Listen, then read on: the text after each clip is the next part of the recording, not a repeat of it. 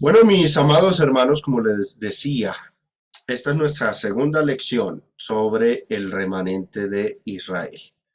El tema que vamos a ver es lo que precede al capítulo 11 y es el panorama general de toda la carta a los romanos, es decir, la enseñanza esencial y base sobre la cual el apóstol Pablo, inspirado por el Espíritu de Dios, empezó a instruir a los cristianos en Roma y vamos a ver que la base de la enseñanza es esta: salvos por gracia, salvos por gracia.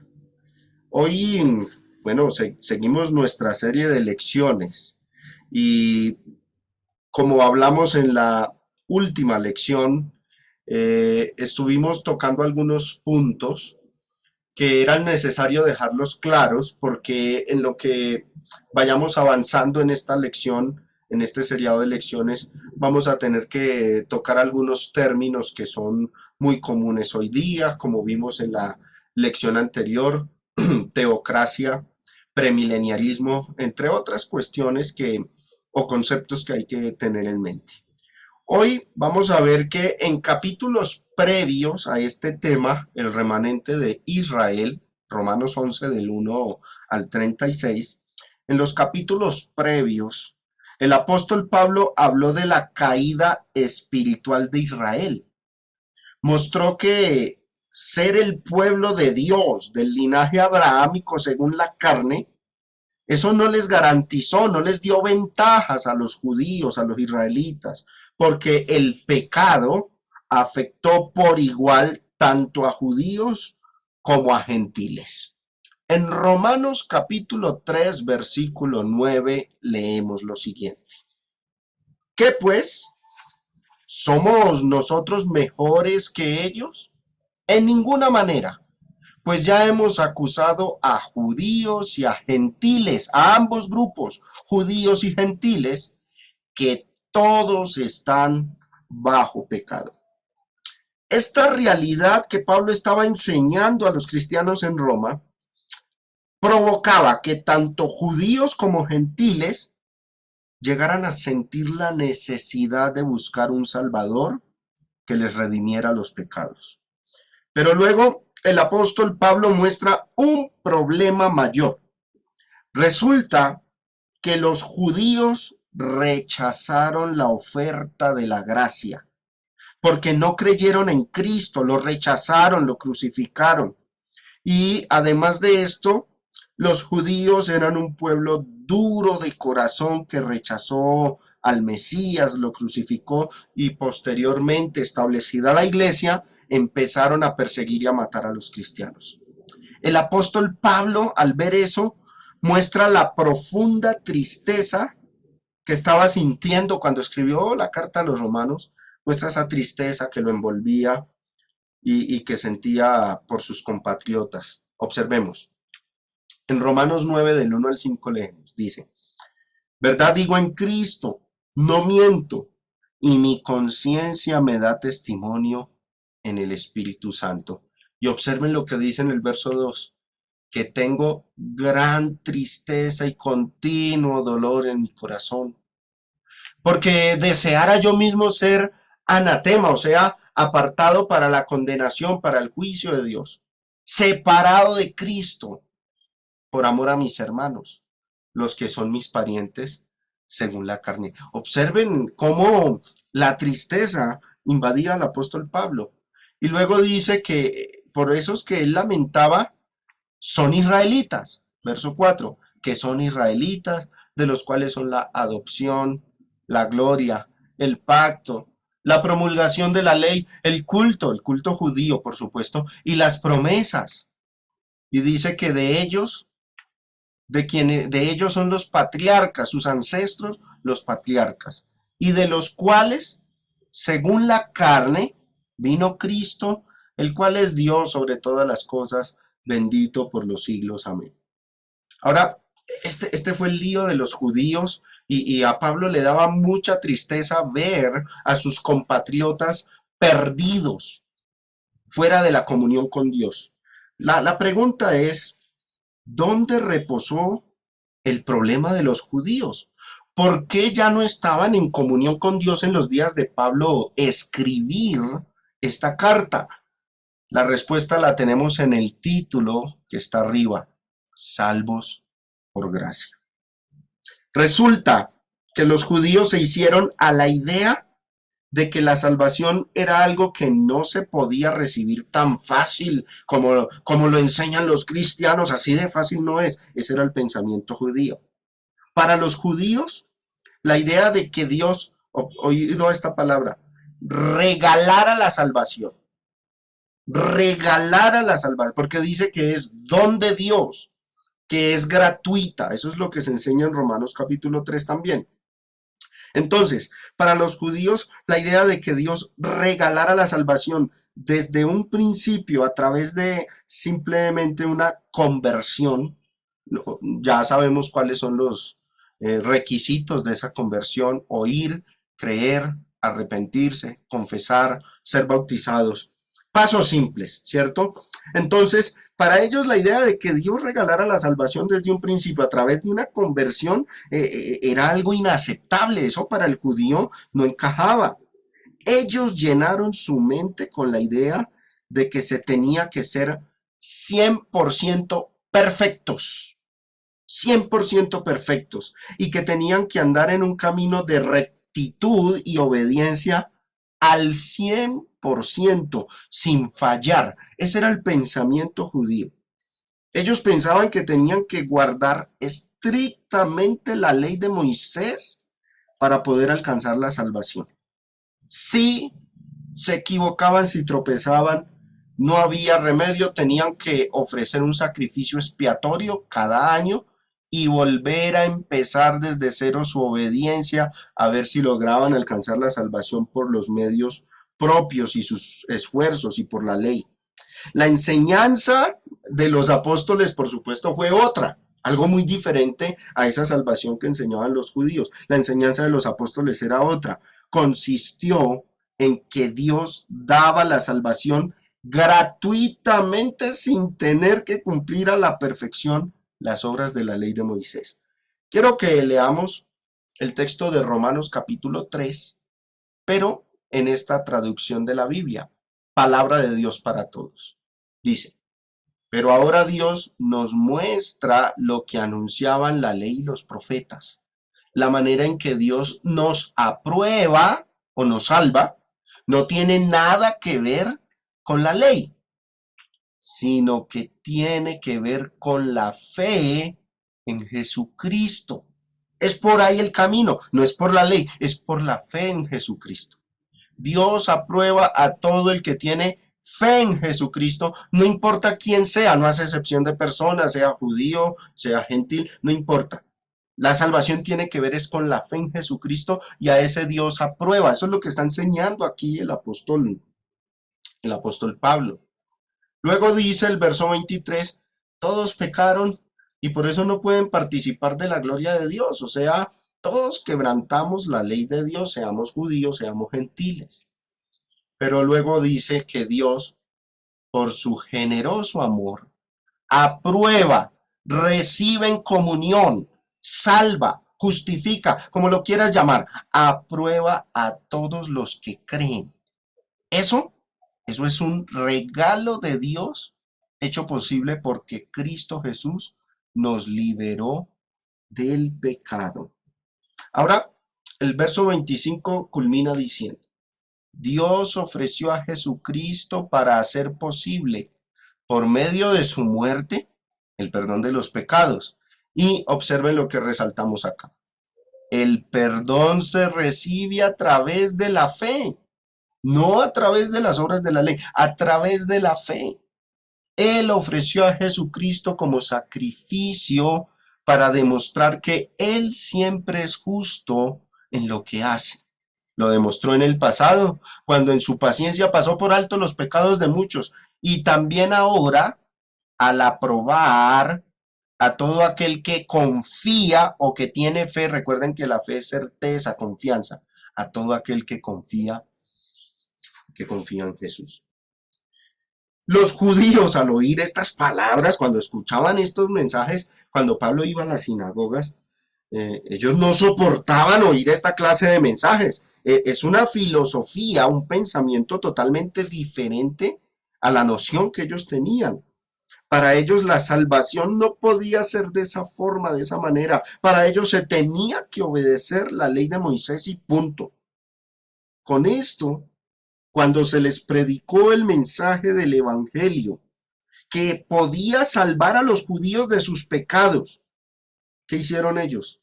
Rechazaron a los que les predicaban y prefirieron imponerse en el mundo entero, obligando a la gente a guardar la ley de Moisés por la fuerza. Acuérdense de Hechos capítulo 15, que dijeron los judíos en la iglesia en Jerusalén: si no circuncidáis conforme al rito de Moisés, no podréis ser salvos. Eso era lo que ellos enseñaban los judíos. Llegaron incluso al punto de perseguir la iglesia al ver que mayor masa de personas se sumaban al cristianismo que al judaísmo. Ellos veían amenazada su religión por la enseñanza del evangelio. Entonces, el problema del judío fue que no aceptaron la salvación por gracia. Ellos rechazaron la salvación que Dios les estaba ofreciendo y prefirieron buscarla o alcanzarla al modo de ellos, al modo personal, al modo de su gusto, como les pareciera que era adecuado. Y eso le pasa a muchas personas hoy día. Cuando se les habla de la salvación, dicen: no, me parece que sea así. A mí la intuición, un pálpito, el sexto sentido me dice otra cosa. No es así. Eso fue el problema de los judíos. Ellos buscaron la salvación según su gusto. Observen en Romanos capítulo 10 lo que dice el apóstol Pablo, de versículos del 1 al 3. Hermanos, ciertamente el anhelo de mi corazón y mi oración a Dios por Israel es para salvación. Pablo oraba por la salvación de los israelitas, porque recordemos ahorita el capítulo 9 le daba mucho dolor a Pablo verlos en esa condición espiritual, perdidos. Y dice Pablo en el verso que sigue: porque yo les doy testimonio de que tienen celo de Dios. Pero el problema, no conforme a ciencia, no conforme a la revelación divina, no conforme a las escrituras, no basados en el conocimiento que Dios estaba revelando, sino que su celo de Dios era un celo sin ciencia, o sea, sin conocimiento de lo que Dios enseña, un fanatismo, fanatismo por la ley, por la circuncisión, por todos los preceptos de la ley mosaica. Y dice luego que ignorando la justicia de Dios, acuérdense que en el capítulo 3 explica la justicia de Dios, que es por la fe, la que trae el evangelio. Entonces, ignorando el evangelio, ignorando la justicia de Dios, y observen, y procurando establecer la suya propia. Al final, no se han sujetado a la justicia de Dios. ¿A qué justicia se han sujetado? A la suya propia. Procuran establecer su propia justicia, lo que a ellos les parecía que era el camino de salvación. Es que a mí me parece que si me lavo las manos antes de comer, como le decían a Jesús, Mateo 15, así seré salvo. A mí me parece, me gusta más la circuncisión, me gusta más el camino de obediencia bajo la ley mosaica. Y cuidado que hoy día puede haber personas y hermanos con esa clase de pensamiento. Cuando se les muestra en la Biblia que ciertas cosas no son lo que Dios demanda, dicen: no, pero yo me quedo en mi corazón con esta idea, yo me quedo en mi corazón, en mi pensamiento. Para mí están haciendo y actuando igual que los judíos, estableciendo su propia justicia, su propio camino de salvación, que no es sustentado por las escrituras, sino por su opinión. Bueno, continuemos. Entonces, la enseñanza de Pablo era contraria a la creencia de los judíos en aquella época. Ahora, miren el lío de los judíos. Retrocedamos aquí en Romanos al capítulo 9, versículos del 30 al 32. Dice, lo leo de esta Biblia latinoamericana. Entonces, ¿en qué quedamos? En que los paganos, o sea, los gentiles, que no buscaban el camino de rectitud, lo encontraron. Ahora, aclara Pablo, hablo de la rectitud que es fruto de la fe. Israel, o sea, los judíos, en cambio, que buscaban en la ley, un camino de rectitud, de justificación, de salvación, no alcanzó la finalidad de la ley. ¿Y por qué no la alcanzaron? ¿Por qué no alcanzaron su salvación si ellos la estaban buscando? Mire lo que dice ahí. Porque se ataba a las observancias y no a la fe. Ellos creían que para poder ser salvos se tenían que cumplir todas las observancias, todos los estatutos. Para ellos la salvación no se alcanzaba regalada, así como estaba enseñando el apóstol Pablo, oír, creer, arrepentirse, confesar, bautizarse y ya, salvos. No, para ellos no era así, tan sencillo no. Se ataron a sus observancias, se ataron a sus mandamientos, preceptos. Para ellos primero se obedecía a la perfección y luego se alcanzaba la salvación.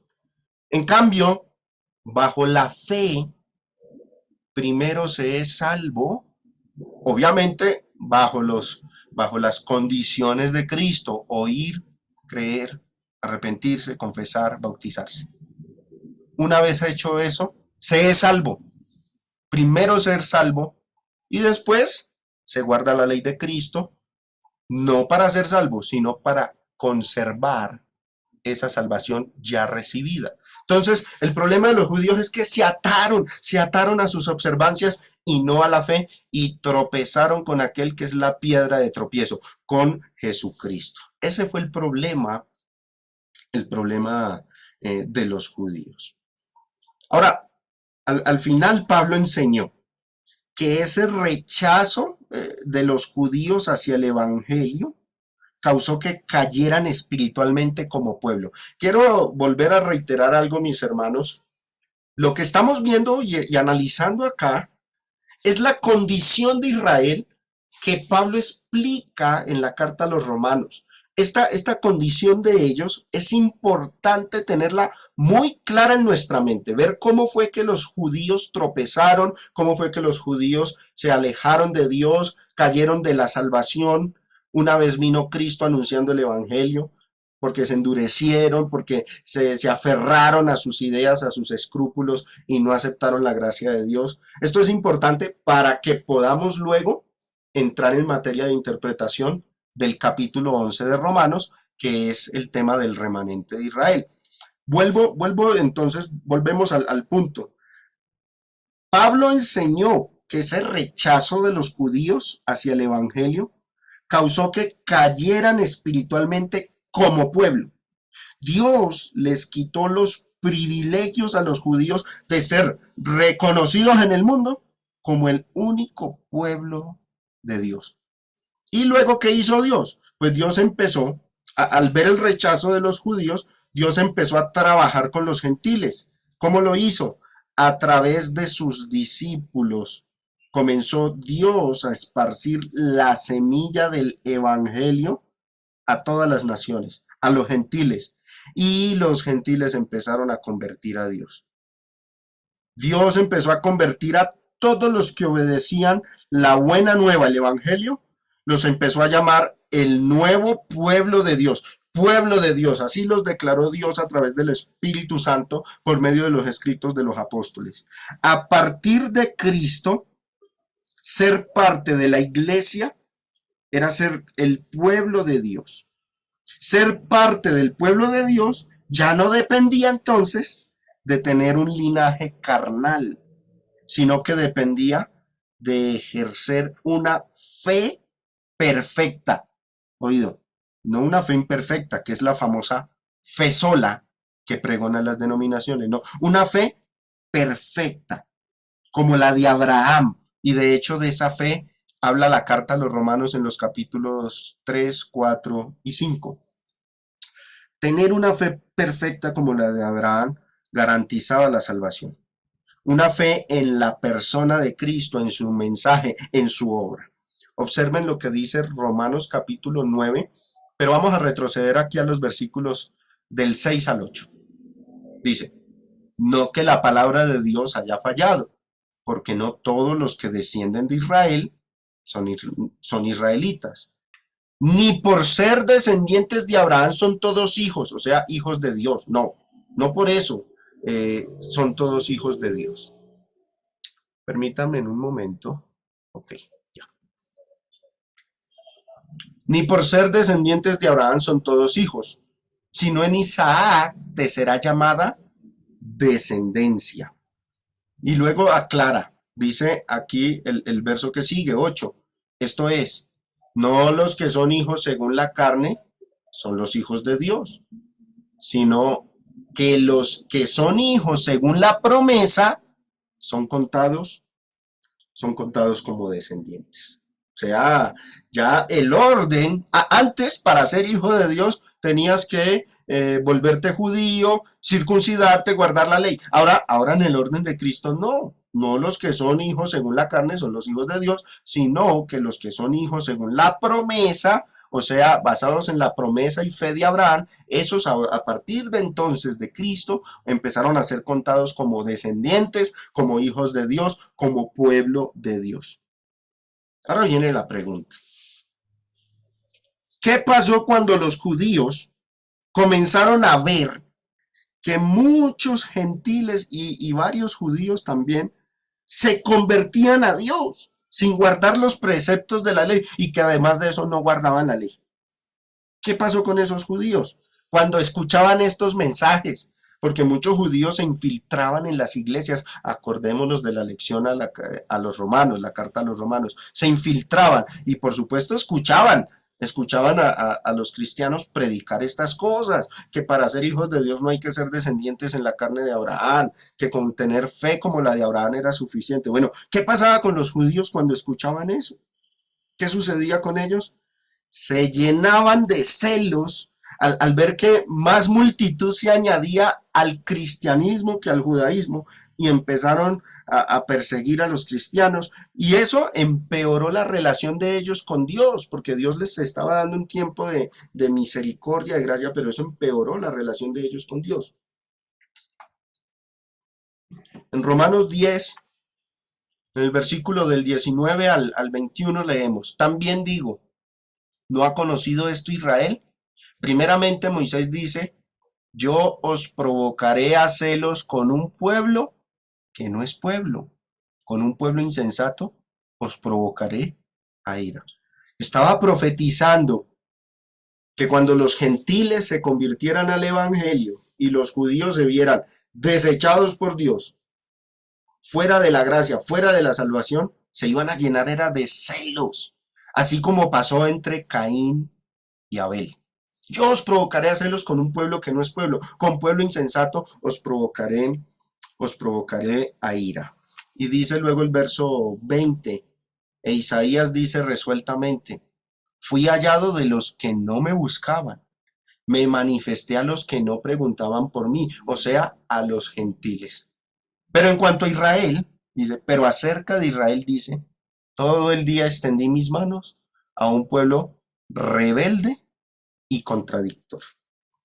Si Dios favoreció a Israel, este pueblo no fue eh, eh, agradecido con Dios, sino que siempre fue un pueblo rebelde, contradictor, se oponía a la voluntad de Dios. Entonces, esta era la situación, mis hermanos, de los judíos en los días de Pablo. Pablo escribe en el contexto de Romanos 11 que lamentaba mucho, lloraba por su pueblo, por sus compatriotas, al ver ese rechazo en masa de Cristo, de la gracia, y al ver que no aceptaban la salvación, el sistema de salvación por la fe de Abraham o por la fe de Cristo, que no requería todo el cumplir toda la ley, no, sino simplemente algo esencial, básico al inicio, y luego andar en obediencia, no para alcanzar la salvación, sino para conservarla, que es algo muy diferente al sistema bajo la ley. Ahora, una aclaración merece lugar acá, y mayormente esta aclaración la hizo Pablo para los cristianos en Roma. Pablo hizo esta aclaración para los cristianos en Roma. Miren lo que va a aparecer en el título. No todos los judíos fueron desechados. Se hace la claridad. Es importante resaltar aquí, mis hermanos, que cuando Pablo habla del endurecimiento por parte de Israel, y utiliza él ese término, judíos, israelitas, habla como en términos generales, es importante, comprendamos esto, hermanos, memoricémoslo bien. Aunque Pablo habló en términos generalizados, eso no significó que absolutamente todos los individuos judíos fueran malos o que estuvieran endurecidos, sino que cuando habla así, Israel, los judíos, en esos términos generalizados, se refería a la masa mayor del pueblo de Israel. La masa mayor del pueblo era la que estaba endurecida, pero en ese entonces sí había unos pocos judíos que sí creían en Cristo, que obedecieron el Evangelio, y hasta la fecha de Pablo escribir la carta a los romanos, estaban andando en la verdad del Evangelio. Esos judíos poquitos que obedecieron el Evangelio, ese es el remanente de Israel. Importante que lo tengamos en cuenta, ¿no? Esto hermanos, es muy importante notarlo, porque precisamente los romanos en su momento, a quienes Pablo primeramente dirigió esta carta, ellos al oír que Israel fue desechado, que la masa mayor estaba en rebeldía, ellos comenzaron a malinterpretar esa situación, creyendo que Dios había desechado por completo a todos los judíos, creyendo que absolutamente todos los individuos judíos se iban a condenar y que habían sido desechados por Dios. Y vuelvo y reitero, aunque Pablo habla en términos generales en el contexto, y aunque diga Israel, el pueblo, los judíos, no se refiere a absolutamente todos los individuos, aunque sí se refiere a la masa mayor del pueblo, los cuales fueron los que se endurecieron y rechazaron a Cristo. En ese sentido, se podía decir que Israel cayó o que Israel tropezó. Esas son las terminologías que usa Pablo en los capítulos previos. Tropezó Israel, pero al decir Israel no son todos los individuos, sino la masa mayor. Ese lenguaje universalista, generalizado, no tenía por qué conllevar a la idea que adoptaron los cristianos en Roma, porque vamos a ver cuál fue el error también de los cristianos en Roma.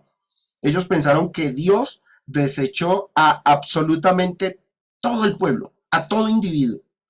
Al iniciar el capítulo 11, Pablo está abordando ese pensamiento de los cristianos en Roma y responde anticipadamente ese pensamiento de ellos, aclarándoles que el rechazo de la masa mayor del pueblo no significó que Dios hubiera desechado a todos los individuos judíos en lo absoluto. Observemos Romanos 11.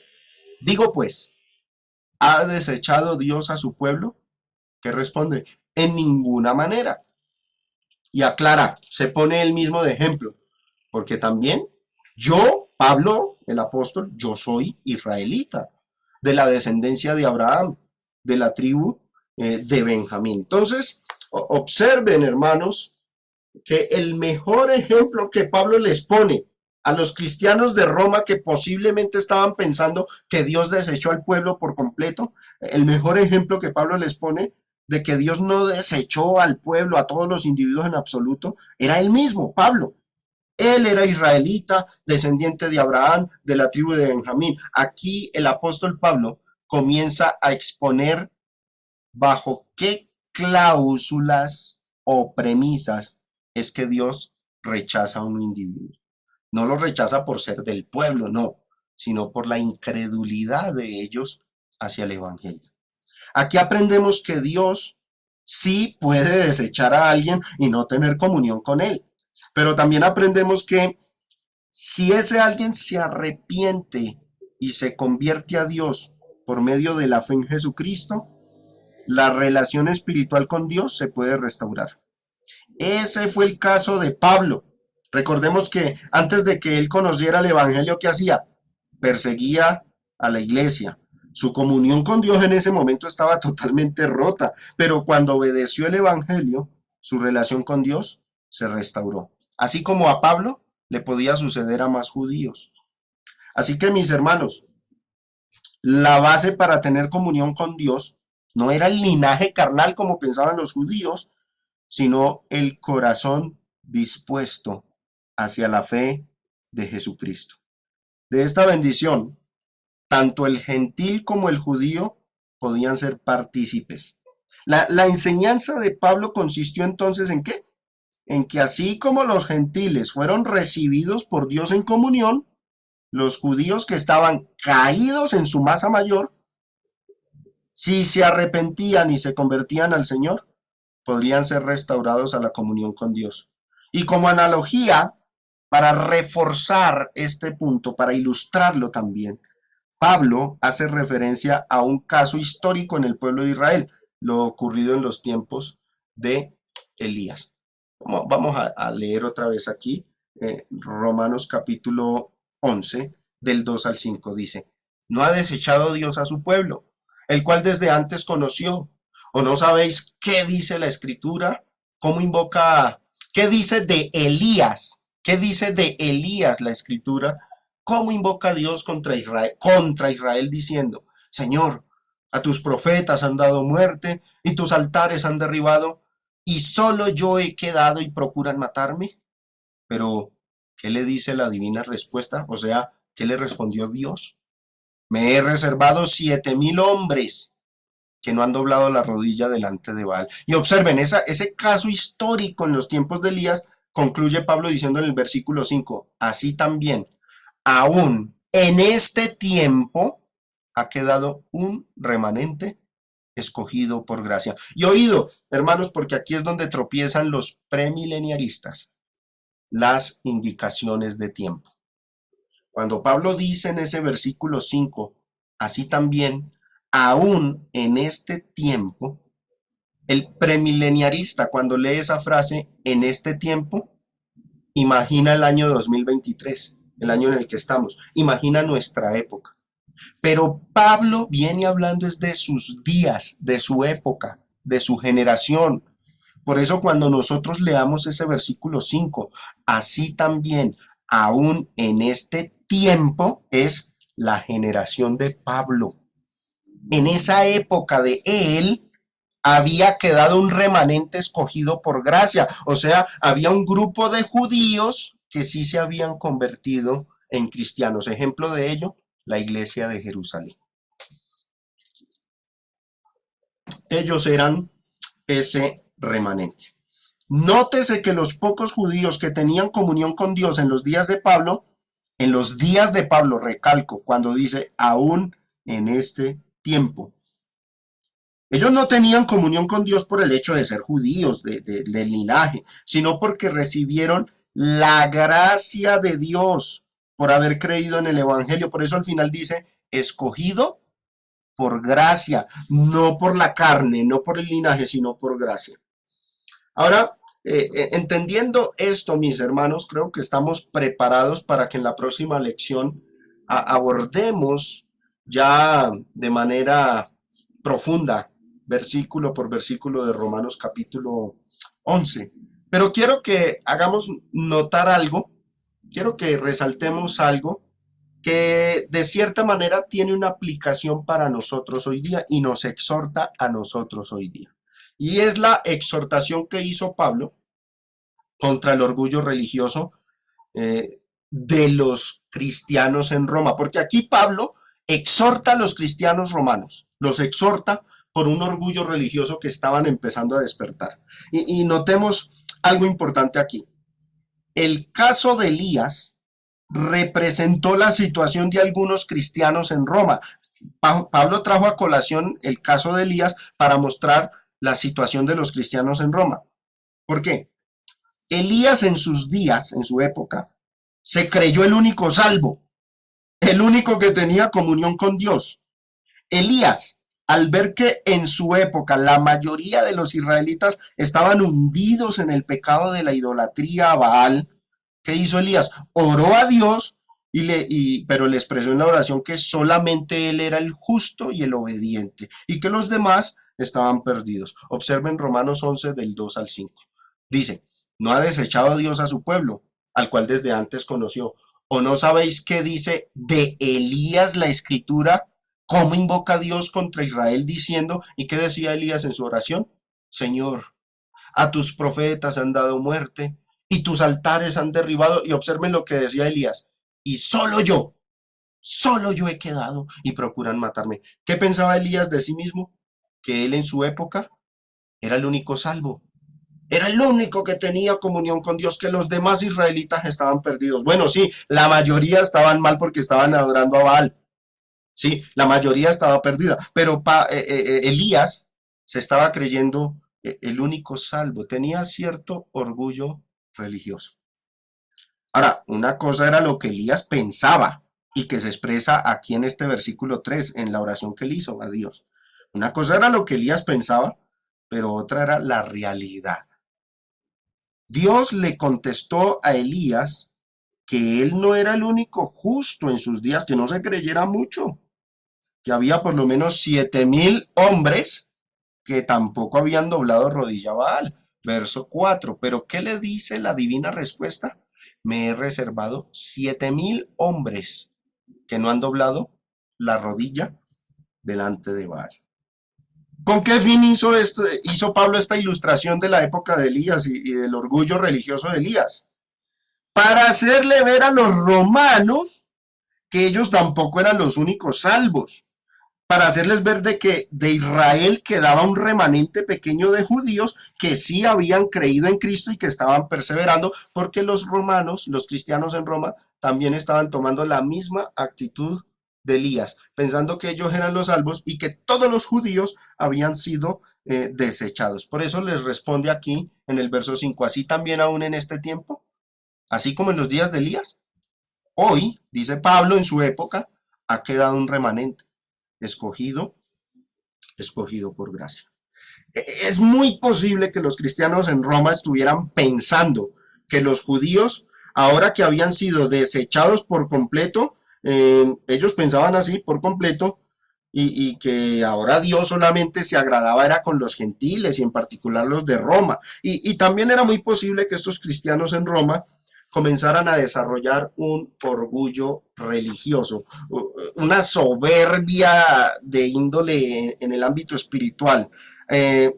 Y el argumento posiblemente de los romanos es que ahora los privilegiados eran ellos y no los judíos. A ese pensamiento Pablo en esta carta se anticipó o posiblemente se llegó a notar en Roma y por eso Pablo escribió esta carta, pero observen en el capítulo 11, que lo veremos con lujo de detalle en otra lección, hoy vamos a pasar un poco por encima de vamos a notar las exhortaciones que Pablo le hacía a los cristianos en Roma. Mire lo que les dice en el versículo 18, no te jactes, porque es que ya estaban empezando los cristianos con cierta jactancia hacia los judíos. Les dice, no te jactes contra las ramas. Aquí las ramas es una metáfora, alude a los judíos. Y si te jactas, sabe que no sustentas tú a la raíz, sino la raíz a ti. La raíz es una referencia a Cristo y es Él el que sustenta la iglesia, no nosotros sustentándolo a Cristo, no es al revés, ¿sí? Entonces le dice Pablo a los cristianos en Roma, no se jacten, no se jacten al ver caer a los judíos, no se engrandezcan, no se llenen de orgullo al ver caer a los judíos en un rechazo contra el evangelio. No se vuelvan así de orgullosos. Y dice luego, pues las ramas dirás, versículo 19, pues las ramas dirás, fueron desgajadas, ay, para que yo fuese injertado. Es que Dios me mira a mí mejor. Así pensaban algunos cristianos en Roma. Pues les aclara Pablo que no. Bien, por su incredulidad fueron desgajadas, no para que yo, no, sino por su incredulidad, por no creer en Cristo, en el Evangelio, fue que fueron desgajadas del pueblo de Dios. Los judíos eran pueblo de Dios, vino Cristo, lo rechazaron, fueron desgajados en un sentido espiritual. Pero tú, el gentil, el cristiano, de Roma, en primera instancia, por la fe estás en pie. ¿Qué se le dice? Vuelve y le reitera a Pablo. Observen lo que voy a resaltar ahí en el verso 20. No te ensoberbezcas, o sea, no sea grande, no se crea superior, más bien témale a Dios, si no teme, dice el texto. Porque si Dios no perdonó a las ramas naturales, o sea, se volvieron incrédulos, eran pueblo de Dios, rechazan a Jesús, entran en incredulidad y Dios no los perdonó, los desgajó, a ti tampoco te perdonará si tú también te vuelves incrédulo. Entonces, no hay acepción de personas de parte de Dios ni para los que se va a salvar ni para los que va a condenar. A todos los trata por igual. Quería resaltar en esta parte final esta exhortación que Pablo hace a los romanos contra el orgullo religioso, para que hiciéramos una reflexión, mis hermanos, dando aplicaciones dinámicas para nosotros hoy día. Esta clase de orgullo, de arrogancia, de creerse más salvos y más santos que otros, de creer que Dios nos quiere más y que a otros quiere menos, no es algo de lo que estemos exentos de caer nosotros hoy día. Eso le pasó a Elías en su momento, luego le pasó a los cristianos en Roma a quienes Pablo dirige estas palabras y los exhorta, pero puede suceder con muchos de nosotros actualmente. El orgullo, la arrogancia religiosa es muy destructiva para la iglesia, porque hace que nos sintamos tan perfectos que llegamos al punto de perder la fe perfecta semejante a la de Abraham, creyendo que son nuestras obras las que nos están dando un lugar delante de Dios. Una fe que se caracteriza por poner la confianza en Dios como la de Abraham es la que nos está salvando a nosotros hoy día. Y no hay que confiar en nuestra propia justicia. Nuestra salvación se va a conservar es si permanecemos en esa fe, la fe abrahámica, la fe en Cristo, una fe que confía en Dios, una fe que confía exclusivamente en el amor y misericordia de Dios y no en nuestros propios esfuerzos, no en cuán perfecta sea nuestra obediencia a Dios y cuán intachables sean nuestras acciones. Acuérdense en lo que les enseñé al principio, ese fue el error de los judíos y por eso rechazaron la gracia de Dios. El ser humano, mis hermanos, y nosotros que somos cristianos, que estamos perseverando y a veces nos asustamos porque tropezamos y pensamos, ¿será que estamos en comunión o no con Dios? Hermanos, el ser humano siempre va a fallar y Dios sabe eso. Por nuestros propios medios no vamos a ser justificados. La obediencia perfecta no es la base de nuestra salvación porque no hay quien pueda cumplir perfectamente la ley de Dios al 100%. Lo que nos salva es la fe perfecta de Abraham. Una fe que consiste en confiar siempre en Dios, en reconocer al mismo tiempo que somos débiles, que tropezamos y que necesitamos día a día de la compasión, de la paciencia y de la misericordia de Dios para poder seguir en comunión con Él. No dependemos de nosotros, dependemos es de que Dios nos tenga misericordia y que cuando caigamos, Él mismo nos levante. Ahora, ejercer una fe perfecta, voy a aclarar este punto acá, no significa entonces que podemos pecar. No me refiero a eso. Entregarnos a la práctica, oído esta palabra, práctica del pecado. La fe perfecta significa simplemente que reconocemos que por nuestros esfuerzos no podemos, que necesitamos siempre el empujón de Dios y que pese a nuestras debilidades, si confiamos al 100% en Cristo, en su amor, en su bondad, en su misericordia, Él nos va a ayudar a en un futuro ir cambiando nuestras debilidades y volverlas fortalezas. Eso es lo que hace el Espíritu Santo en nuestras vidas. Y nos hace entender y confiar en que va a llegar un día en que no vamos a ser tan débiles como cuando recién nos convertimos. Mientras tanto, mientras pasa el tiempo en nuestra vida en Cristo, ¿qué debemos hacer? Esforzarnos por agradarle. Nos esforzamos por cambiar lo malo, por guardar la ley del nuevo pacto y que tengamos esa fe hasta el día que alcancemos la perfección o madurez en Cristo. Esa es la vida cristiana. No es como bajo la ley de Moisés. Esto, mis hermanos, que les acabo de decir, es la fe que salva. No es una fe inactiva, como la de las denominaciones, sola, sin hacer nada, la fe sola, como dicen los denominacionalistas. No, se trata de la fe perfecta, la fe de Abraham, una fe que confía al 100% en Dios y que nos mueve a vivir en fidelidad hacia Cristo. Es triste ver cómo muchos cristianos hoy día se están llenando de un orgullo religioso similar al de Elías o al de los romanos en los días de Pablo.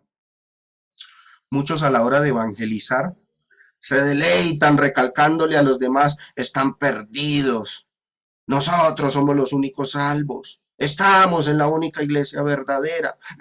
Ese tipo de jactancia, lean lo que dice allí el versículo 18, no te jactes. Y el verso 20, no te ensoberbezcas. Ese tipo de jactancia ha llevado a muchos a creer que la salvación se basa en la perfección de nuestras acciones. Y por ahí ya van empezando a perder el hilo correcto de la gracia. Consecuencia de esto, controversias, señalamientos, juicios injustos, divisiones. La exigencia de que tenemos que ser todos perfectos y sin tacha no es nada diferente al camino de la justificación por las obras de la ley de los judíos. Ese actuar no es el camino de la fe que trazó el Señor para nosotros. Y quiero culminar con este texto de Romanos capítulo 4 del 15 al 16. Lo leo de esta versión que me gusta bastante, la Nueva Traducción Viviente. Decía Pablo a los romanos, pues la ley siempre trae castigo para los que tratan de obedecerla. La única forma de no violar la ley es no tener ninguna ley para violar, porque es que el ser humano es débil en ese sentido. Entonces, mire lo que dice luego. Así que la promesa se recibe, la promesa de la salvación, la justificación, se recibe es por medio de la fe. Ahora, no es la fe sola de las denominaciones, vuelvo y reitero, es la fe de Abraham. Es un regalo inmerecido. Esto no nos lo merecíamos.